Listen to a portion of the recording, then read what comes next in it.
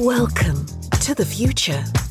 Get ready to explore how spirituality and science will come together in the age of Aquarius. Hosted by JC Nova. Hey everyone. Today I'm talking with Elaine Kasket.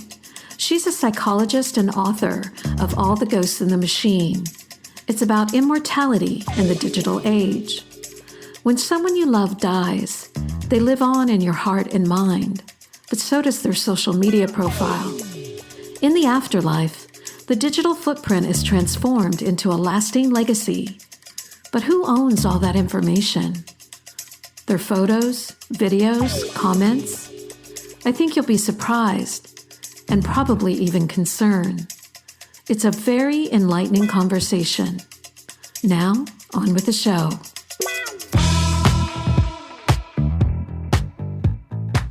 So I'm going to dive right in. What inspired you to write the book, All the Ghosts in the Machine?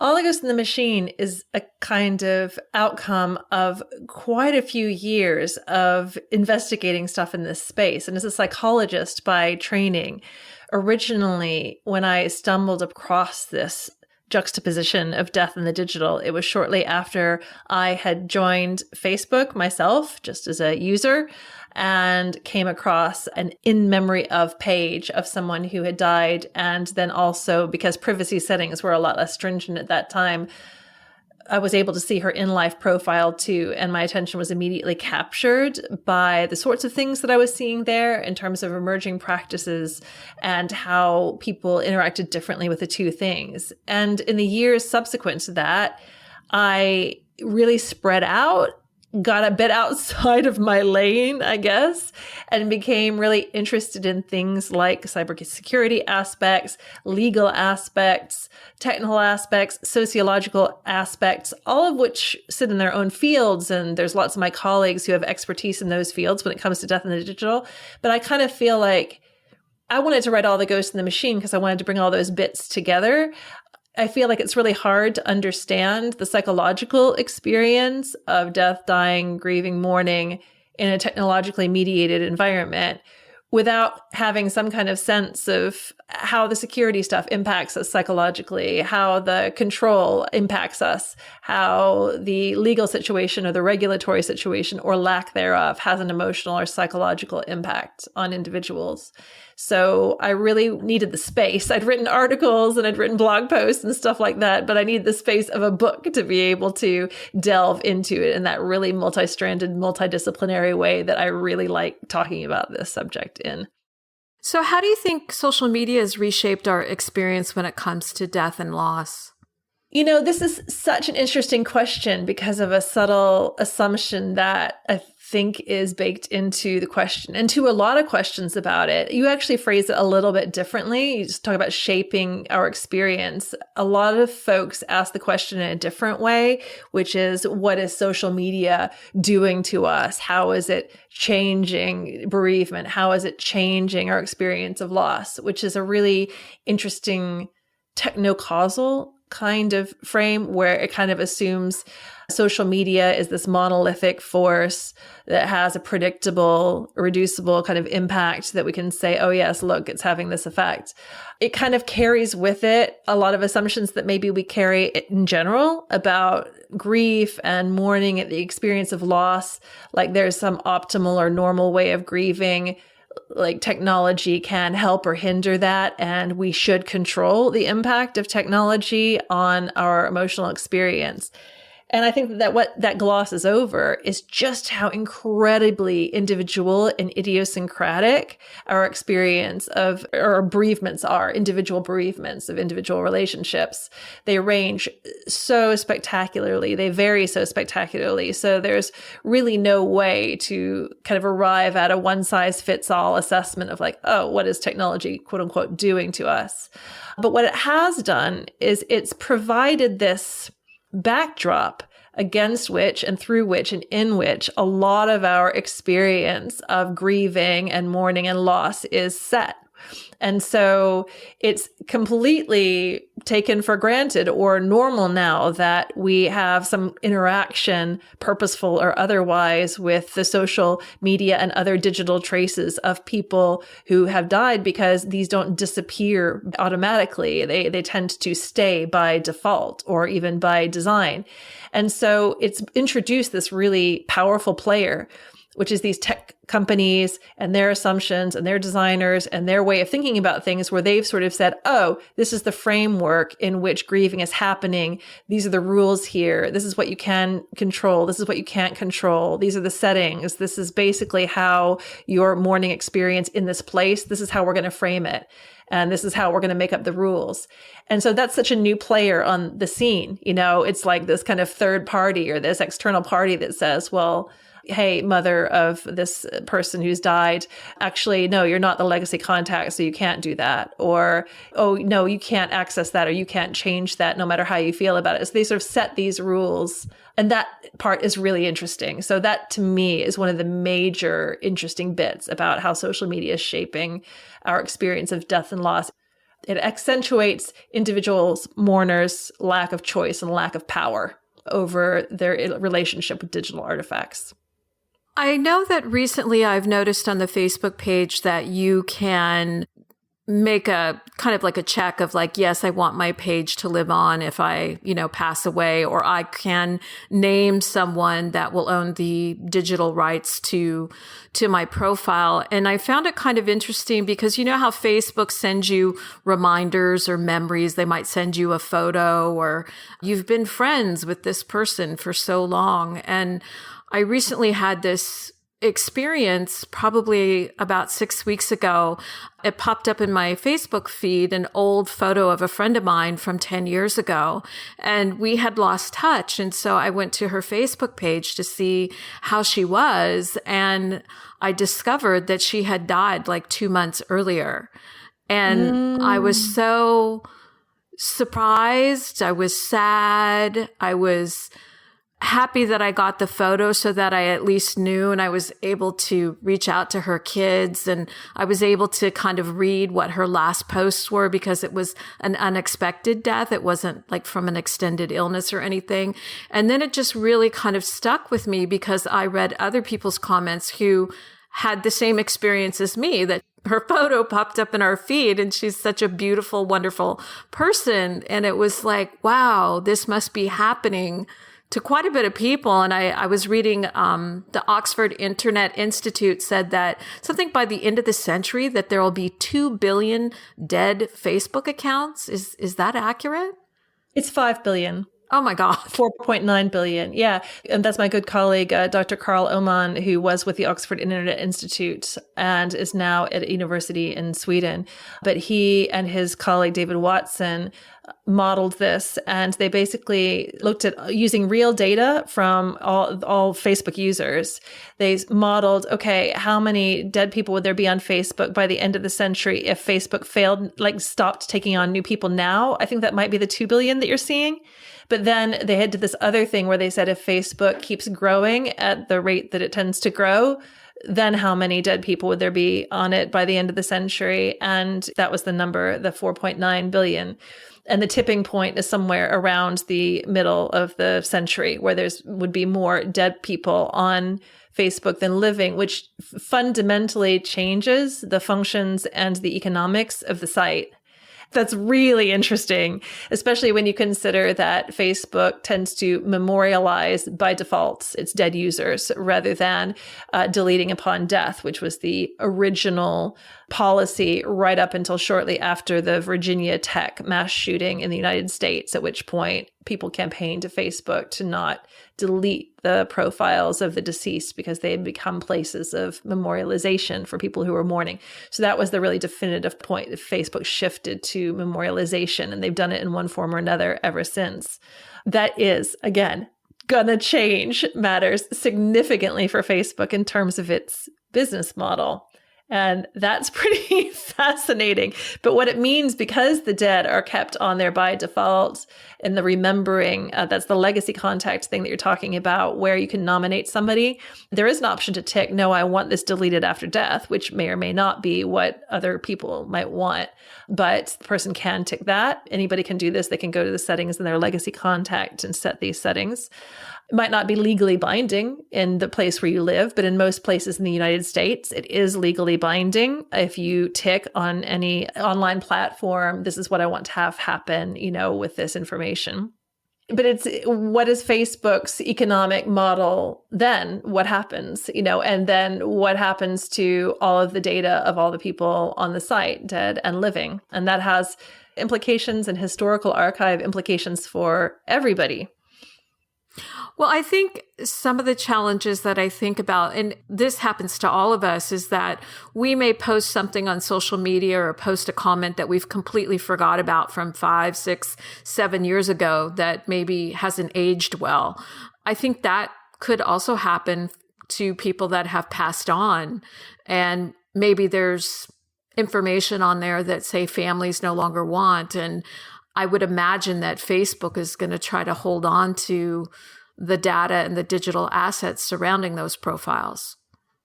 Oh, absolutely. I mean, I think that big data is a very hungry beast, right? And, because some of the applications of a lot of this data are yet to mature, companies like this hold on to data as much as they can in case there's monetizable uses for it down the road that we haven't even conceptualized yet. And so this is one of the reasons I think that the data of the dead don't get jettisoned from a lot of sites like Facebook.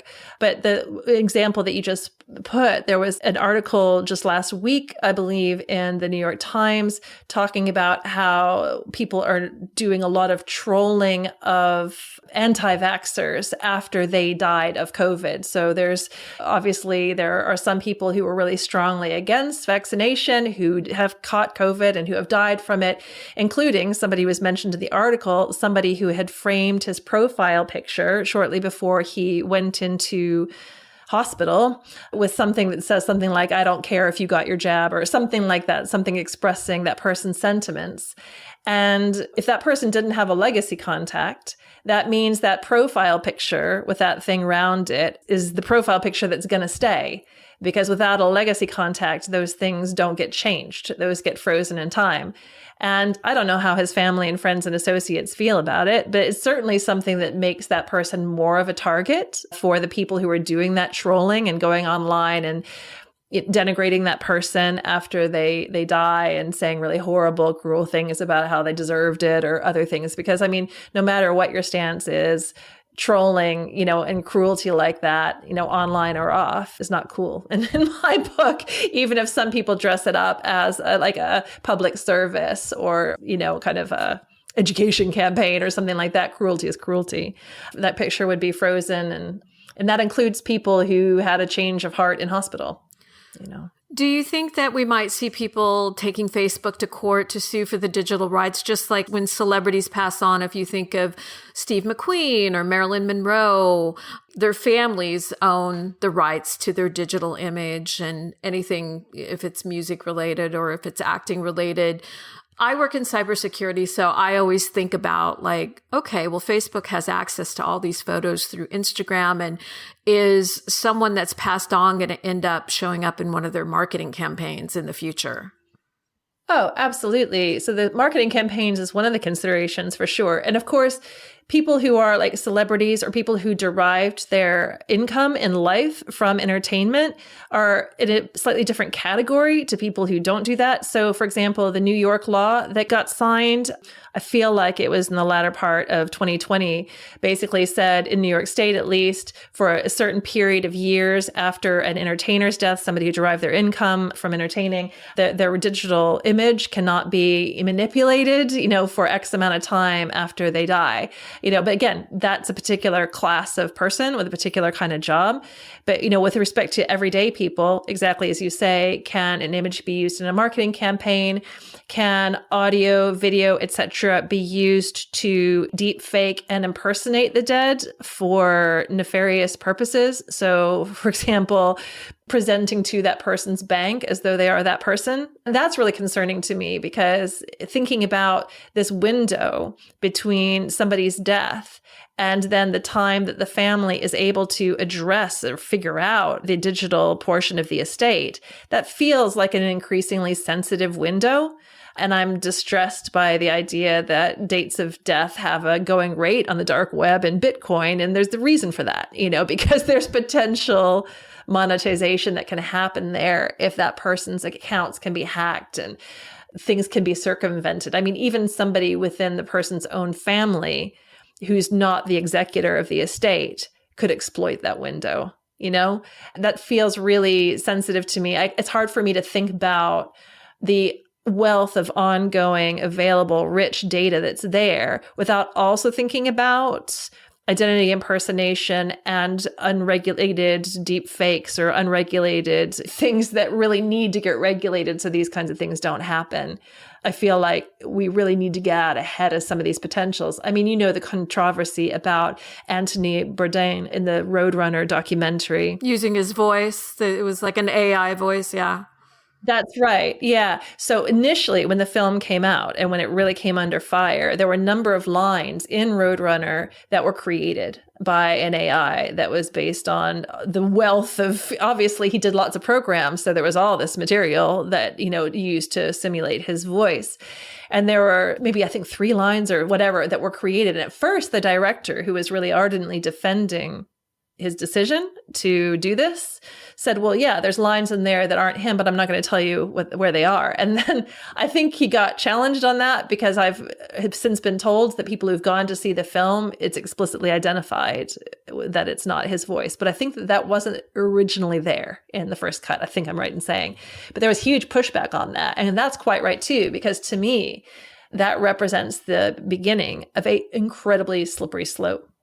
Another area that I've thought about with the digital afterlife is I read probably a few months ago that Microsoft has just filed a patent for a chatbot that can go through all your old emails and videos and basically craft a personality very similar to you through artificial intelligence, so that when you've passed on, say your mother or brother or husband, wife, children wanted to have a conversation with you, they could, with this artificial personality of you.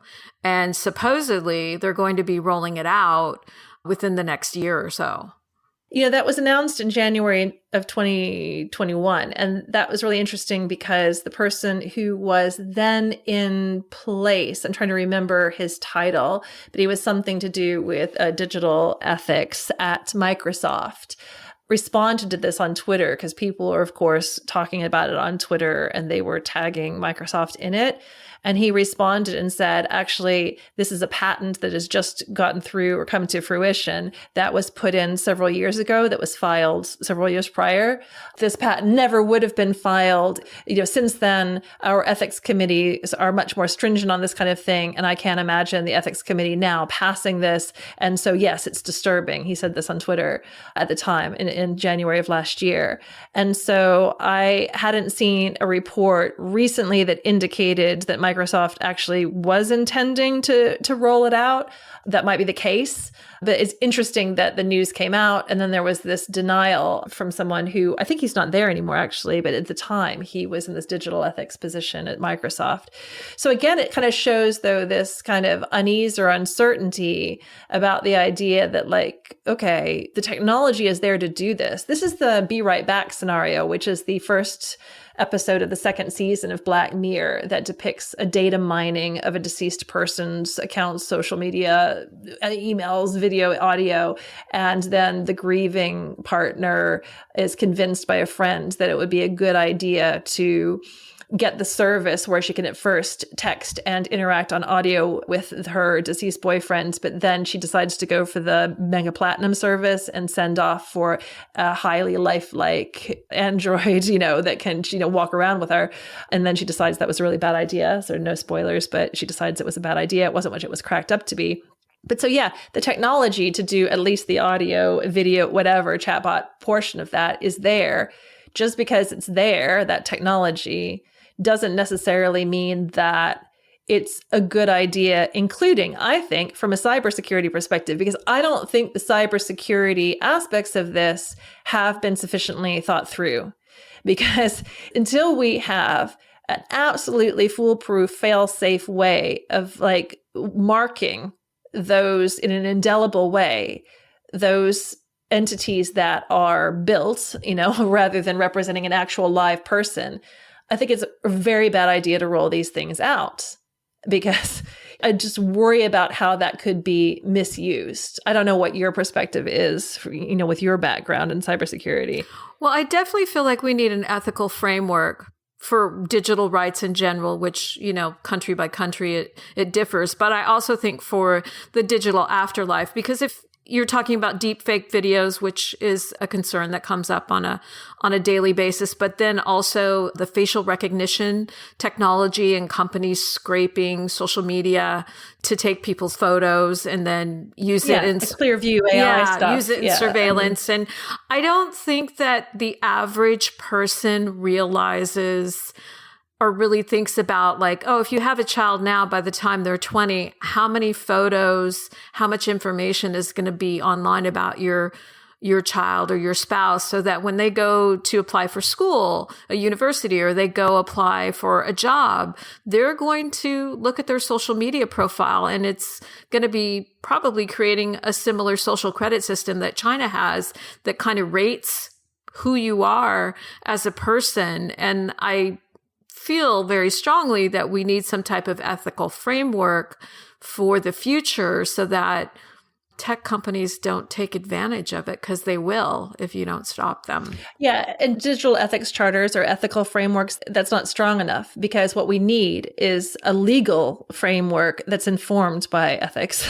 Because profit is king and profit is the bottom line for all of these companies, they can purpose wash and ethics wash and everything all they want. A lot of these companies go on about their ethics, and, you can sort of say, oh, here's our ethical charter and we're going to sign up to our ethical charter. But at the end of the day, if that's not binding from a legal regulatory standpoint, if somebody couldn't be hauled up in front of the technology digital equivalent of a kind of court of human rights and be convicted, with consequence, then it's not strong enough, because there's no incentive. There's not sufficient incentive or motive for these companies to subscribe to, or at least hold to, whatever ethical charter is around. So it has to be thought about from an enforceable legal and regulatory framework, one with actual powers. Would that be like the United Nations, or is it a global group? Is it based on countries, just like we have the GDPR and, US data privacy laws are different than obviously the UK, and China probably has one of the strictest data privacy laws right now, which is kind of funny. That's interesting, isn't it? But the thing is that these companies, well, we think about Facebook, or we think about, Google, other companies like this as being global. And in truth, in some countries, they're not entirely global. They're not universal, because in places like China, there are some countries that outlaw them and have their own platforms, which we often don't talk about very much in podcasts that I might talk on in US and UK. But so it's not universal, but they cross borders anyway. And they cross jurisdictional borders. And with respect to death, what happens to your stuff after you die, or what your rights are after you die, has been one of the most diverse areas of law there is. It can get right down to, in the United States, county level practically, in terms of what the rules are, not just to do with like the status of dead bodies, like physical dead bodies, and how they're supposed to be handled and rules around that, but things around probate and wills and what's executable in a will and what's not, and all that kind of stuff. It tends to be super local. And so then here we have something that it feels much more broad. I guess maybe a good analogy is copyright, like intellectual property, because although there might be some variation, intellectual property or copyright law has a kind of global convention. I kind of feel like it's almost like that there needs to be a really sort of strong template that may be associated with a particular body, like the United Nations or whatever, but that there's a clear template that those countries that sign up to it need to follow. In the United States, there's a model law called RUFADA, which is like something like the revised Uniform Access to Fiduciary Assets Act or something like that. And it has to do with digital assets. And, now almost every state in the union has signed up to, they've modeled their own laws on the RUFADA law. So I kind of feel like we need this strong template, and then we need people subscribing to it no matter where they are, because it's like super patchy right now. And GDPR kicked the can down the road. You mentioned GDPR. That came out in May 2018, I think. And they said there's some clause in it that says the GDPR doesn't cover the Day of the Dead, and you guys, the member states, you figure it out. Well, that's created kind of a hot mess. So it just doesn't really work. I really wish that GDPR had more bottle on the date of the deceased front. So would you say the first step for someone protecting their digital legacy would be on social media, going to their Facebook page and saying, yes, I want my profile deleted after I've passed on, or no, I want to keep my page and I nominate my sister or my husband to own the digital rights to my page after I pass? I'm just curious, because I guess you could do it as part of estate planning, just like you might leave your house or your car. You can leave, I guess, the licensing rights or the data rights to who you are. And you use the word own, and then you kind of modified it there about licensing rights or whatever it is, because it's really more like that. I mean, like owning the digital rights too might not be quite where it sits, like technically, legally. But the thing is, because of RUFADA, pretty much every state in the US anyway should have people who are knowledgeable about the digital assets side of things, because you can nominate you can have a digital executor overall because of various reforms in the US. So I think it's important to find somebody who's knowledgeable about those sorts of things. But yes, in terms of estate preparation and estate planning, that's one thing that's really important to do. It doesn't mean that everything's going to be able to be as you want it or as you like it. Like, for example, at the moment, you can't bequeath your iTunes library, for example, or your collection of whatever you've bought on a subscription service like that, because it's a one account, one user, and you're only licensed to use it while you're alive, and the license is not transferable. It's almost as though we haven't fully graduated to understanding. We still almost think of a lot of our digital stuff in the same frames in terms of ownership as physical stuff, and the penny hasn't quite dropped. You get a lot of people sort of saying, oh, you mean I can't do that? And people are like, well, yeah, because it's not actually yours. So you can't bequeath what you don't own. So I think there's a lot of confusion around that. Now, with respect to the digital stuff that you mentioned, like social media, I'm really cynical. I'm super skeptical about that, because my preference really in terms of what I think that we should move to, because I'm a fan of moving to a less centralized web and much greater data portability, that's much more than that kind of facilitates kind of a clear sort of data ownership kind of model where your data is your data and it's not essentially owned by these companies whose services that we're using. But of course, then all of those companies' business models would have to change, because the economics of these companies depends on them essentially having a free hand to a certain extent with what they do to their data. They need to be able to sell it to third parties. They need to be able to monetize it. They need to be able to use it to figure out what to, advertise to you. So it's so everything would have to change basically. But what I would really like is to see a set period of time after a person's, verified death for data for it sits on the server to either allow people to do what they need to do with it in terms of estate planning or estate closure, but also to allow people who are mourning and who are bereaved to be able to archive or download easily that portion of the material that they always could see, so that they can preserve it for themselves.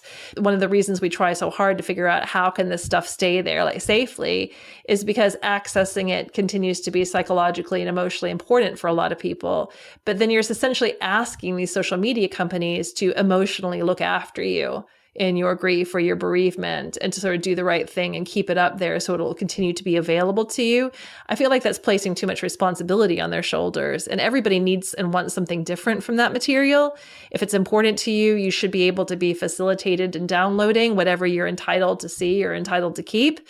And then after a particular point, it should disappear and stop doing its bit to heating up the world's servers. And, it's got environmental costs as well, all these data of the deceased, and all this stuff that we're storing ad infinitum. I mean, like, how is that environmentally responsible even?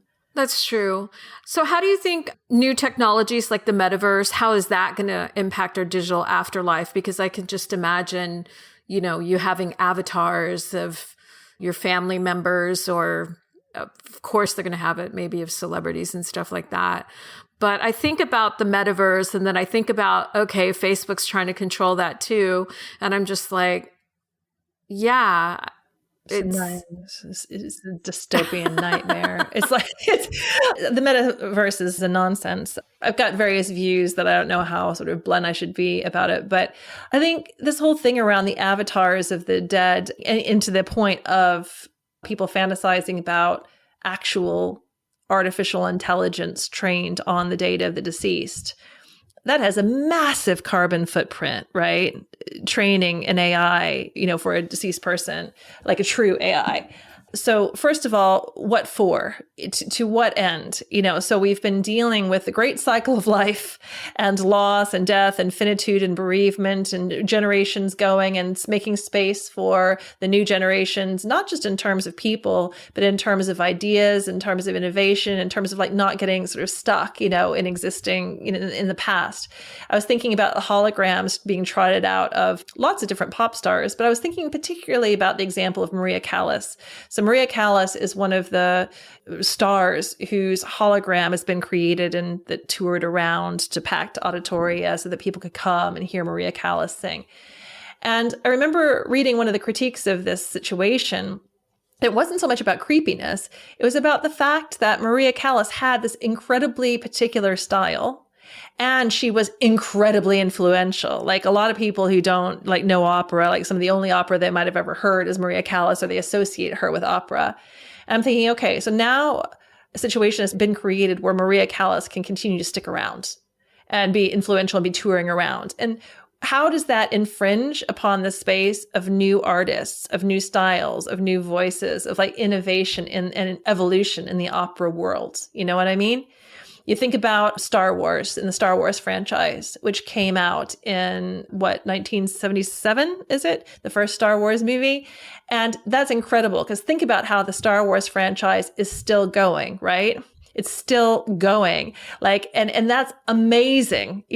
How long is Star Wars going to continue? And you think about how much does that have to do with the fact that we then were entering in, starting with the 1980s and after this sort of digital era where it was possible for these things to kind of stick around. The reason that Marilyn Monroe is still such a major figure is think about how popular Marilyn Monroe and her image is on the internet, and how the internet facilitates the ongoing participation and influence of Marilyn Monroe and her image in our world. It wouldn't be here as much if it weren't for the internet.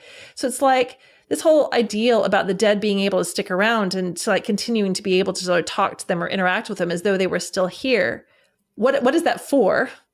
What does that get in the way of?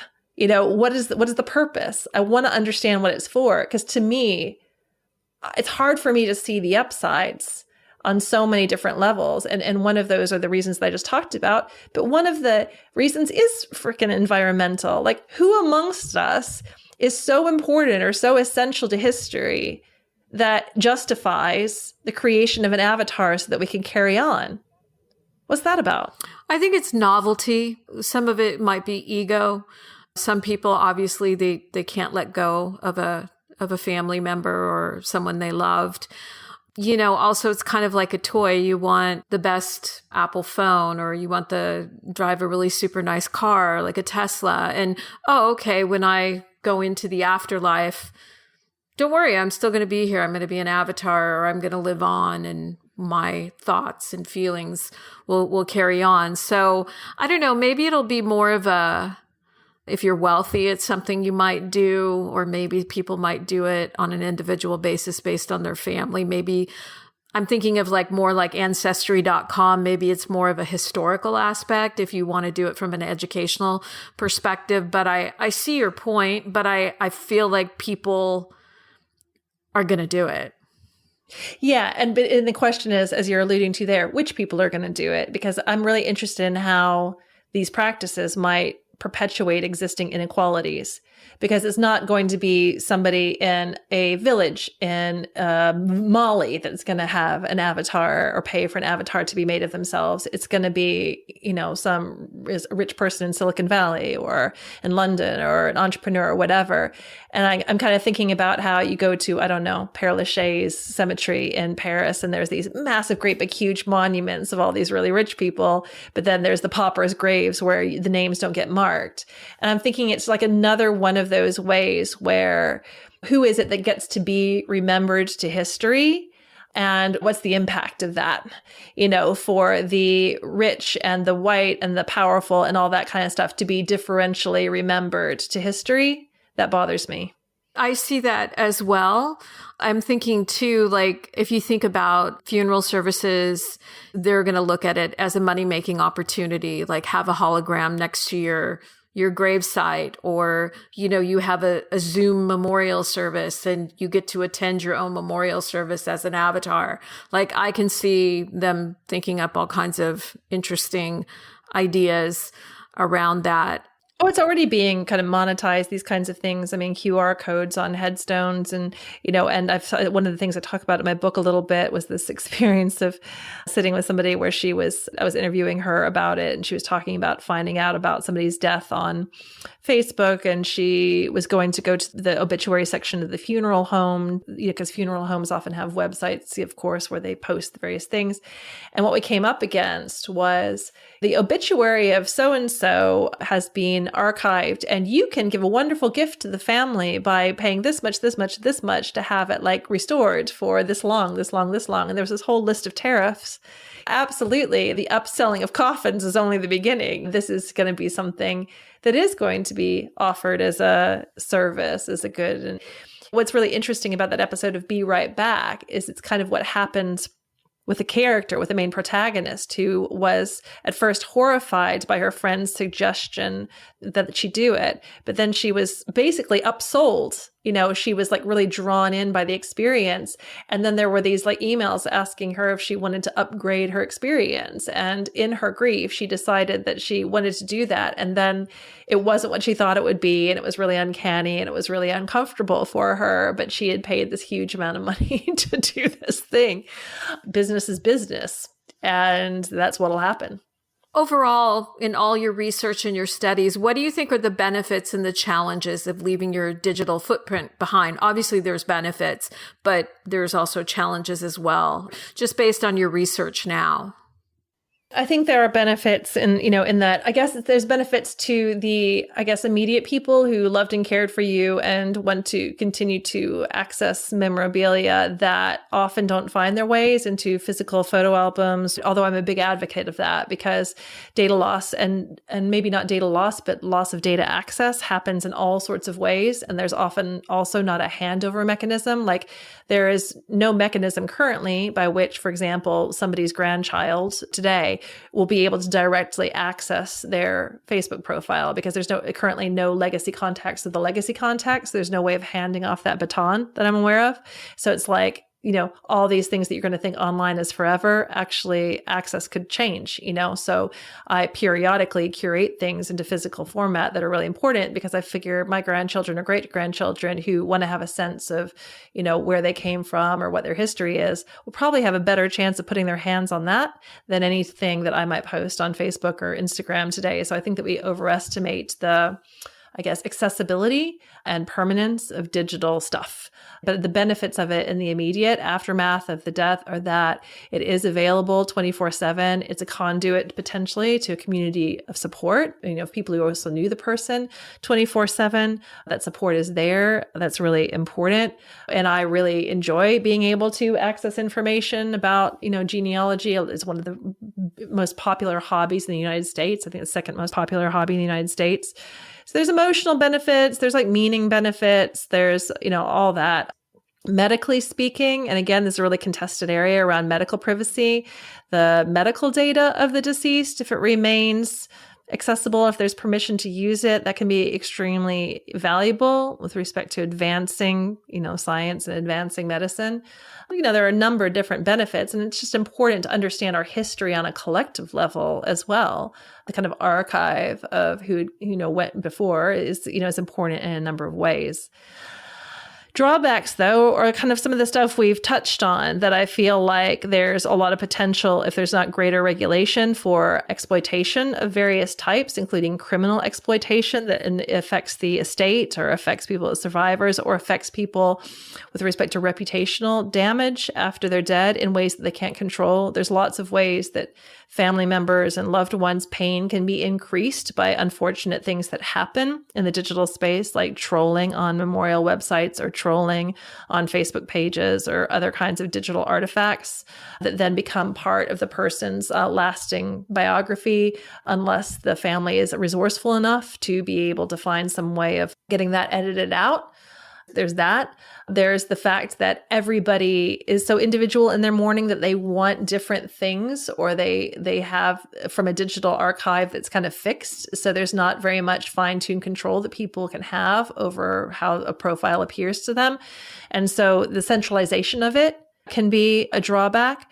And I find that the power exerted by the holders of this data, including companies like Facebook, is really problematic because people then, they don't have control. They don't have decisional power, and they're aware of that.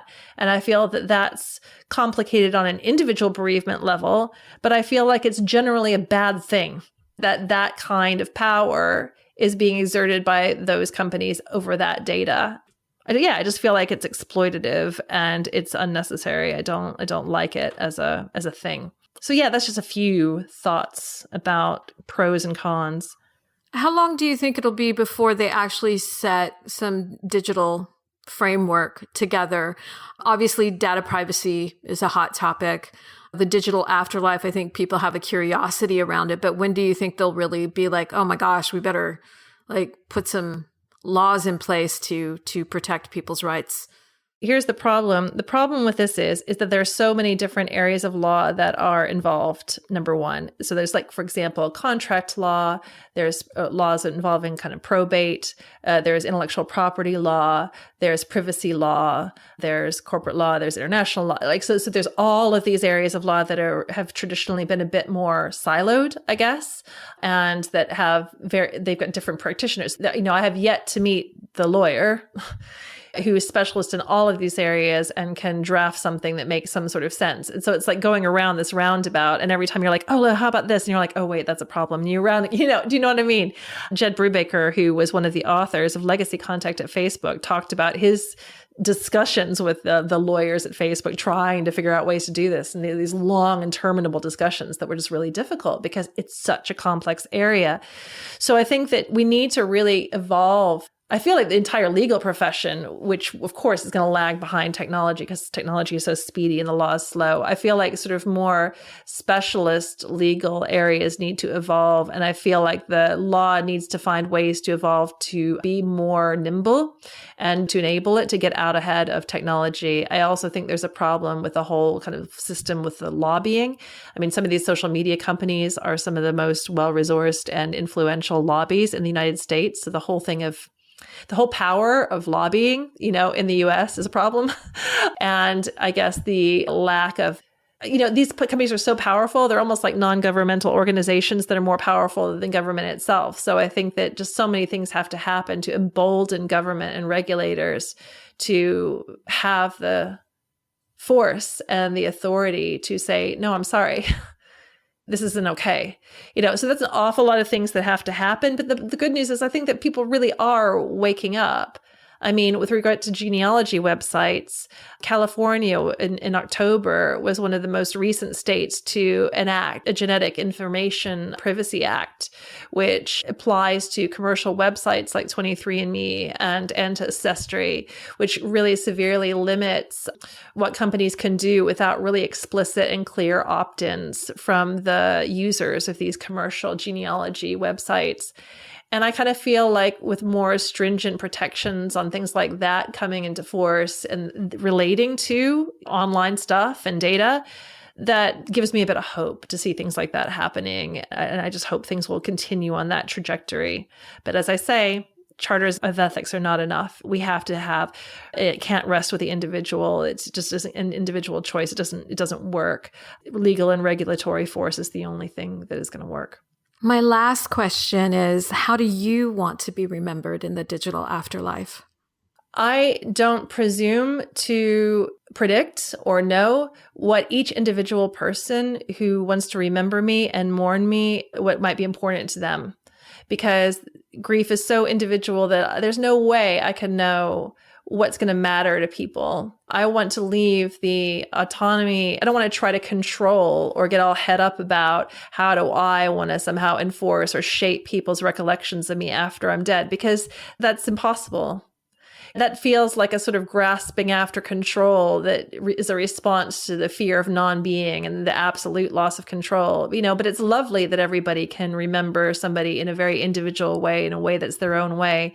I saw a blog post a few years ago where there were 6 or 7 people who shared a photograph of an item, an object that really made them remember their loved one that had died. And they were completely unpredictable objects. One person was talking about his grandmother's false teeth, that he kept in his pocket. There was a rock or there was this or just random objects.